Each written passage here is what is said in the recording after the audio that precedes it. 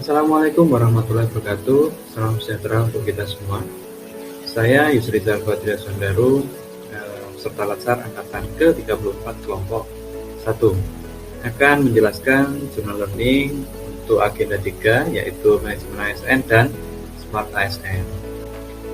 Manajemen ASN itu sendiri adalah pengelolaan ASN, aparatur sipil negara, untuk menghasilkan pegawai ASN yang profesional, memiliki nilai dasar, etika profesi, bebas dari intervensi politik, dan bersih dari praktik KKN, korupsi, kolusi, dan nepotisme. Kemudian untuk kedudukan ASN itu sendiri, itu dibagi menjadi dua, ada PNS dan ada P3K, pegawai negeri sipil dan pegawai pemerintah dengan perjanjian kerja. Nah, untuk PNS itu sendiri merupakan warga negara Indonesia yang memenuhi syarat tertentu, diangkatnya sebagai ASN, aparatur sipil negara, secara tetap oleh pejabat pembina kepegawaian untuk menduduki jabatan pemerintahan dan memiliki nomor induk pegawai secara nasional atau NIP.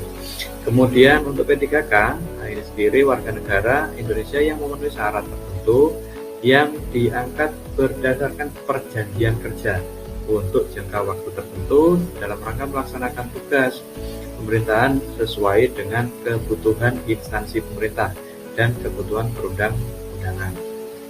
Jadi jelas berbeda kalau untuk PNS itu secara tetap, kalau untuk P3K itu sesuai dengan perjanjian kerjanya. Kemudian untuk fungsi dan tugasnya itu ada 3. Yang pertama pelaksanaan kebijakan publik, kemudian yang kedua pelayan publik, dan yang ketiga perekat dan pemersatu bangsa.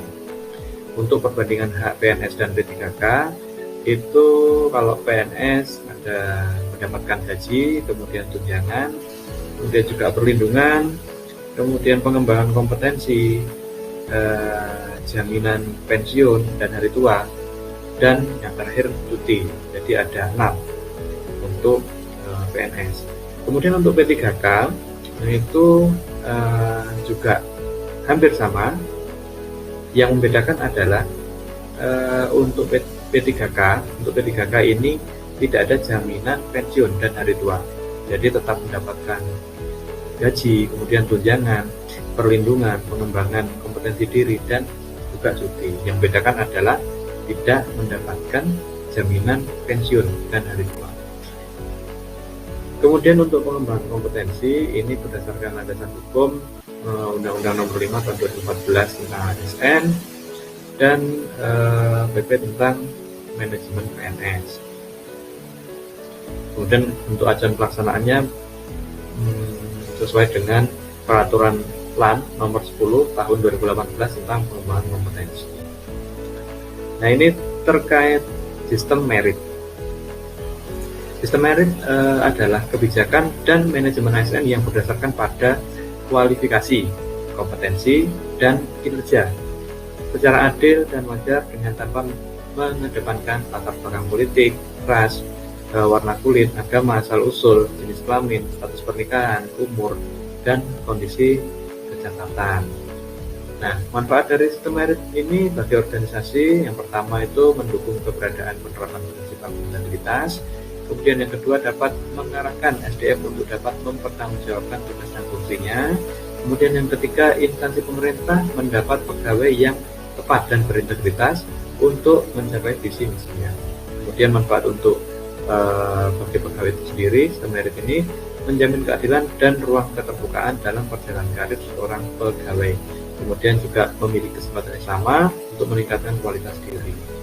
Nah, untuk manajemen PNS ini ada 12. Pertama itu ada penyusunan penetapan kebutuhan, kemudian pengadaan pangkat jabatan, kemudian pengembangan karir, kemudian promosi, kemudian mutasi, penilaian kinerja, kemudian penggajian dan tunjangan, penghargaan, perlindungan, jaminan pensiun dan hari tua, serta disiplin. Ada 12 itu untuk manajemen PNS. Terkait Smart ASN itu lebih ke literasi digital. Nah, literasi digital ini sendiri tidak hanya mampu mengoperasikan alat, tetapi juga melainkan mampu bermedia digital dengan tanggung jawab. Kemudian implementasinya itu ada implementasi di literasi digital ini ada kerangka kerja dari literasi digital. Untuk kurikulumnya terdiri dari digital skill, kemudian digital kultur, kemudian digital etik, dan digital safety. Nah, ini ada 4. Penjelasannya seperti ini. Jadi kalau untuk digital skill itu mengetahui, memahami, dan menggunakan perangkat keras dan piranti lunak TK serta sistem operasi digital dalam kehidupan sehari-hari. Kalau digital kultur itu membaca, menguraikan, membiasakan, memeriksa, dan membangun wawasan. Kemudian kalau untuk digital etik, menyadari, mencontohkan, menyesuaikan diri, rasional, mempertimbangkan, dan mengembangkan tata kelola etika digital. Digital safety ini mengenali, melaporkan, menerapkan, menganalisis, menimbang, dan mengingatkan standar perlindungan data pribadi dan keamanan digital. Nah, mungkin itu yang dapat saya sampaikan. Saya akhiri. Assalamualaikum warahmatullahi wabarakatuh.